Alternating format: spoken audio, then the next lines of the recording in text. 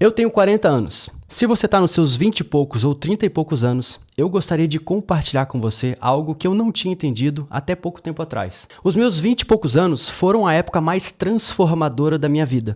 E hoje está muito claro para mim que eu cometi vários erros durante esse período. No vídeo de hoje eu vou te mostrar quais foram esses erros que eu cometi, na esperança de que você não cometa os mesmos, e a poderosa reformulação que me ajudou a corrigir o curso da minha vida. A propósito, eu sou o Thomas, primeiro colocado no concurso de auditor da Receita Federal, e há mais de 10 anos que só o que eu faço é pesquisar estratégias para ajudar você a conquistar os seus objetivos com muito mais agilidade. O primeiro erro que eu cometi foi tomar um partido. Nos seus 20 e poucos anos, você é frequentemente bombardeado por expectativas e equívocos sobre como você deveria viver essa década que, supostamente, é rotulada por muitos como a década definidora. De um lado, as pessoas vão falar para você que o negócio é aproveitar a vida, se autodescobrir e mergulhar de cabeça em todas as experiências. E do outro lado vem a cultura do trabalho pesado, que diz para você que essa é a janela perfeita para você se matar de trabalhar. Afinal, você está cheio de energia, muitos não têm filhos ainda, então essa seria a ralação antes das grandes responsabilidades. E aí, no meio disso tudo, muitas pessoas acham que é fundamental escolher um lado. Olhando ali para os meus 20 e poucos anos, teve ali um período de 4 a 5 anos que eu realmente perdi o equilíbrio e mergulhei de cabeça no mundo da vadiagem. Basicamente, a minha vida girava em torno de surfar, jogar bola e ir pra festa, sempre bebendo muito. Minha mãe até chegou a achar que eu tinha um problema com bebida, e pode ser até que ela tivesse razão, eu honestamente não cheguei a descobrir. Fato é que hoje eu praticamente não bebo mais. Eu tava tão preocupado em curtir que eu esqueci qualquer tipo de responsabilidade. E aí os anos foram passando e eu fui ficando devagarinho pra trás em todos os quesitos em relação ali aos meus colegas de faculdade. Quando eu estava com 24 anos, eu já estava há 7 anos na faculdade, tinha reprovado em várias disciplinas e estava fazendo matérias de vários períodos diferentes. Eu não sabia nem mais de qual turma que eu era. Eu tinha o pior currículo da minha turma,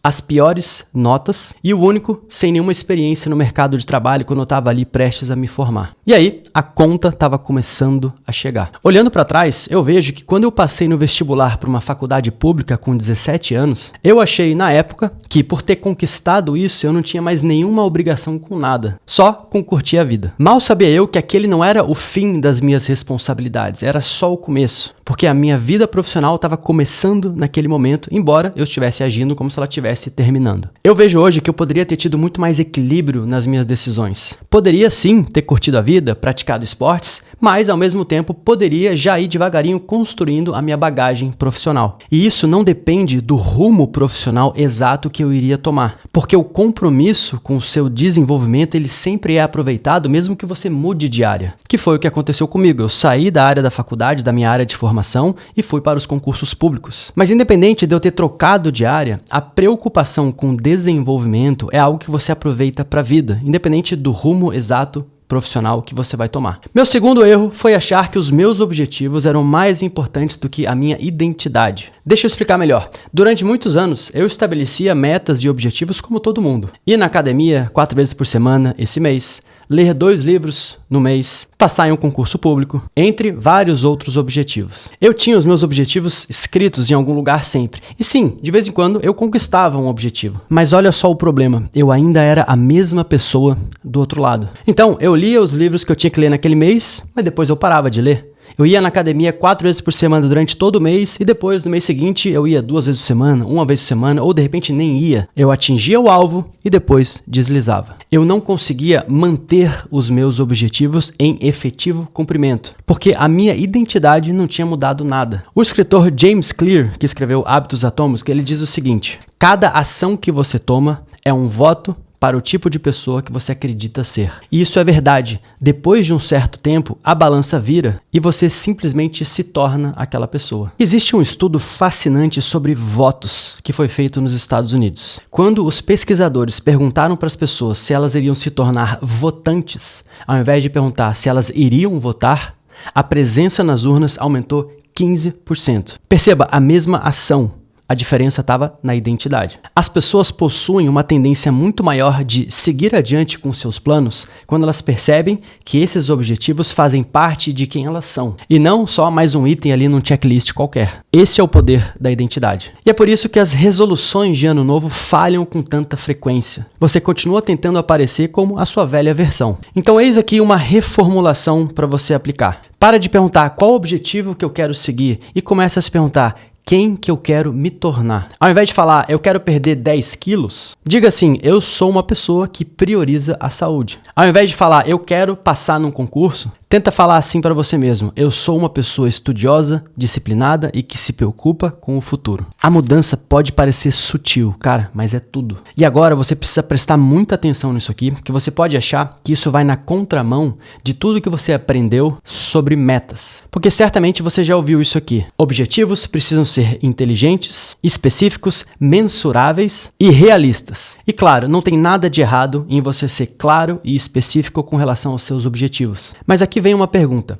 Depois de décadas tentando fazer com que tudo seja específico e mensurável, isso tem funcionado para as pessoas? Porque a verdade é a seguinte, você pode definir os seus objetivos da maneira mais inteligente do mundo, mas se eles não se conectarem com quem você acredita ser, eles não vão pegar. Então, ao invés de falar que quer ler 20 livros esse ano, fala assim, eu sou uma pessoa que arranja tempo para ler. E aí, de novo, a mudança é sutil, mas de grande significado. Uma delas é só uma tarefa numa lista. A outra reacende a sua identidade. E quando a sua identidade muda, os seus hábitos naturalmente te acompanham. E aí, quando você chega nesse nível, você não precisa carregar uma âncora cada vez que você vai executar um objetivo da sua lista. Porque aquilo, agora, é simplesmente quem você é. Se você está nos seus 20 e poucos anos ou 30 e poucos anos, eu acredito que esse seja o momento perfeito para você se perguntar, quem que eu tô me tornando? Porque a resposta para essa pergunta vai te carregar muito mais longe do que uma lista de objetivos de curto prazo. Erro número 3.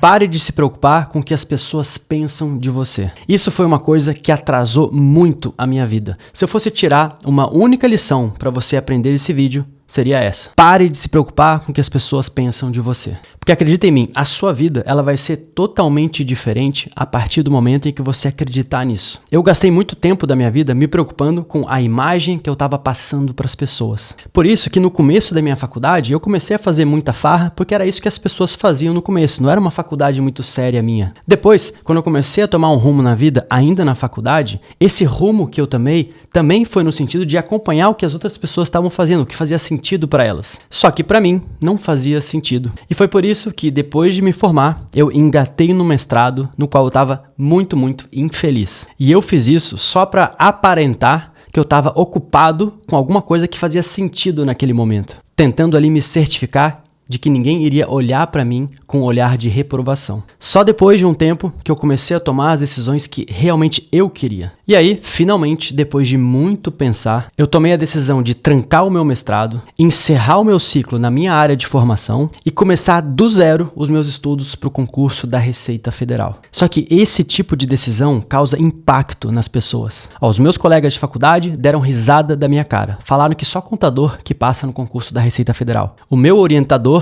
disse que eu estava querendo abraçar o mundo e que eu iria me arrepender de abrir mão de uma bolsa e do meu futuro. E a minha mãe, coitada, sempre me apoiou, mas o olhar que ela fez para mim na hora que eu falei que eu ia trancar o mestrado e estudar para um concurso, foi um olhar de desespero. Ela não falou nada, mas uma expressão facial de uma pessoa que você conhece desde que você nasceu vale mais do que 1000 palavras. E lógico, eu adoraria poder falar para você, vai lá, faz o que você quiser, ninguém vai falar mal de você, ninguém vai rir de você, ninguém vai se importar, mas provavelmente isso não seria verdade. Eles vão rir de você, vão falar de você, vão comentar pelas suas costas, tudo isso provavelmente vai acontecer. Mas a grande pergunta que você tem que fazer para você mesmo é o seguinte: isso é suficiente para te parar e te impedir de viver a vida que você realmente quer viver? Olha só essa fala aqui que eu vou citar, que me ajudou muito no meu processo. Olha só. Um milionário não vai te julgar por abrir um negócio.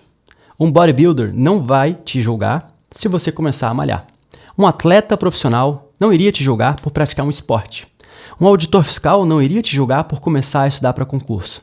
Mas é sempre aquelas pessoas que não chegam a lugar algum que querem te julgar pela tentativa de fazer algo com a sua vida. Claro que a parte de auditor fiscal ali foi eu que coloquei. Quanto antes você puder escapar dessa armadilha de se importar com o que os outros pensam de você, mais feliz você vai ser. Confia em mim nessa. Quarto erro, aceitar o caminho padrão que é ofertado para você. Existe um caminho padrão que foi ofertado para todos nós pela sociedade, pela família e até mesmo pelo sistema educacional. E esse caminho envolve o percurso de um mapa. Você começa indo para a escola, depois você aceita um trabalho medíocre, depois a sua obrigação é escalar a escada corporativa da empresa e formar uma família. E quando você minimamente desvia desse caminho padrão que a sociedade te impõe, você parece estar tomando um grande risco na sua vida. Mas o que a gente nunca realmente considera é o risco de permanecer nesse caminho. O risco de ficar anos, às vezes décadas, acomodado num trabalho que você odeia. O risco de se acomodar com o chefe de quem você não gosta.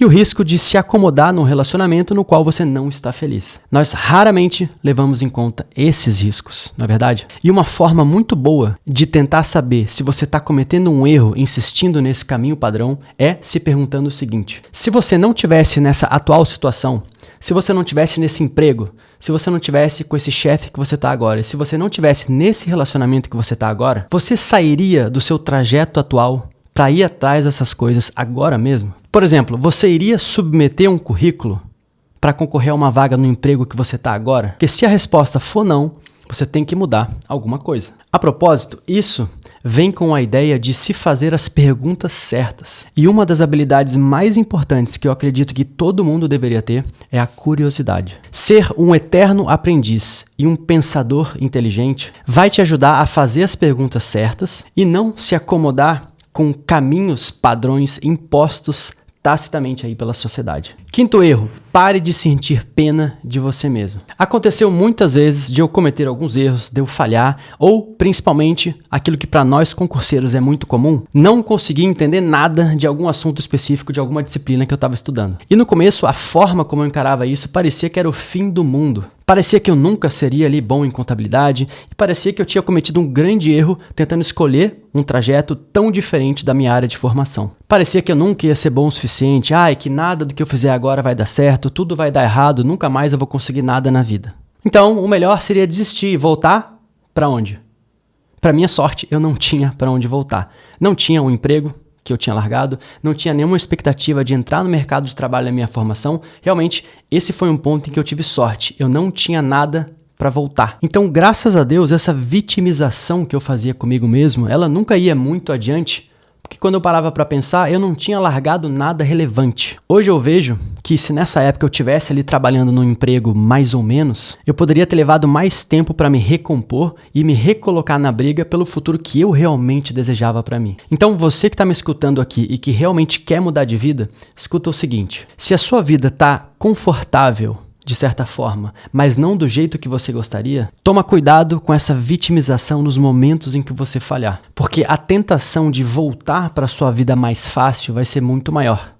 A zona de conforto ela tem um imã muito potente te puxando de volta a todo instante. Nessas horas, lembra sempre do porquê da sua jornada. E na verdade, a melhor época para cometer esses erros é nos seus 20 e poucos anos ou 30 e poucos anos, porque a queda não é tão grande e você tem muito mais energia para se recompor e se recolocar ali na briga. Hoje eu não estudo mais para concurso porque essa etapa da minha vida eu já cumpri, mas eu tenho vários outros objetivos e eu cometo muitos erros, muitas falhas também. Mas eu aprendi a ficar feliz com isso. Porque isso significa que eu tô tentando, tô me esforçando, tô lutando constantemente para sair da zona de conforto. Porque esse é o único jeito de melhorar a minha situação e a situação da minha família. Quando eu perceber que eu não tô cometendo nenhum erro, aí é que eu vou me preocupar. Porque isso significa que o fogo e a vontade dentro de mim se apagaram. E aí a diversão acaba, né? Todos nós falhamos e tá tudo bem. Você precisa falhar para chegar no topo. Então esse é o vídeo que eu gostaria de ter assistido quando eu estava ali nos meus 20 e poucos anos. Então se você gostou, se você acha que esse vídeo te ajudou de alguma maneira